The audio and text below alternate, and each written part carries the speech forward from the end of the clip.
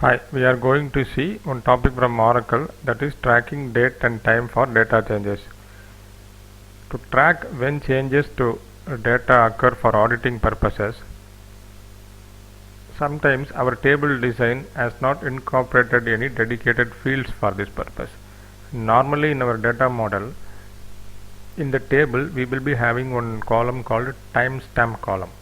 Whenever we do any changes to the data, the timestamp column will be generated. That means based on that we can find out on what time the change is made to the record.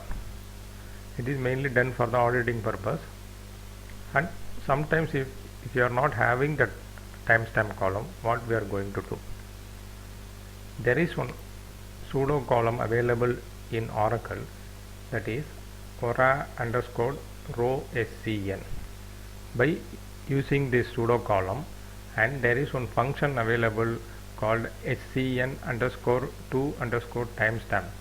Using these two things, we can find approximate or exact times that records were changed, so that we can have the timestamp column, but there is no need to create as a column in the table. Without having the column in the table, we can still find out the exact time that a particular record has got changed. Okay, that scn, what is row scn means, whenever we do any changes to the data, particularly in Oracle, that scn value, that is system change number value, is generated at the data block level.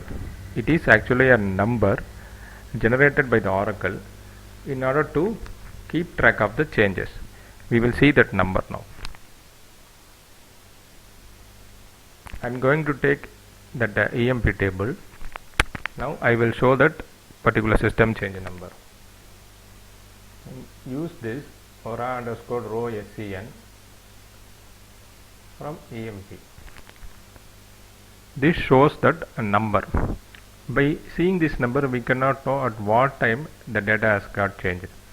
For that, we are going to use one function called scn to timestamp, and we are going to pass this number ora underscore row scn to that function, so that we can get that exact timestamp. We will see that also now.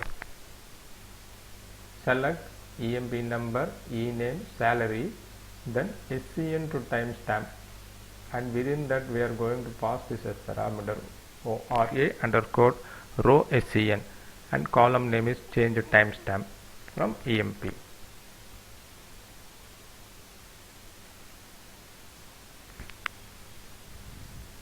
See, we are able to see that change timestamp. Whenever we insert the record, that scn number will be generated, so that we can convert that scn number to the timestamp. Here at the first record 999, it shows some other date, and second and third record it shows some other date, and rest of the record it shows the same date. See this. Okay, so that we can conclude that this record got changed in the 27th September, and one record got inserted in the 16th January 21. If we insert the record now, our present date will be recorded. That means 21/1/2021. Okay, this is the way you can keep track of the data changes. Thanks. Bye.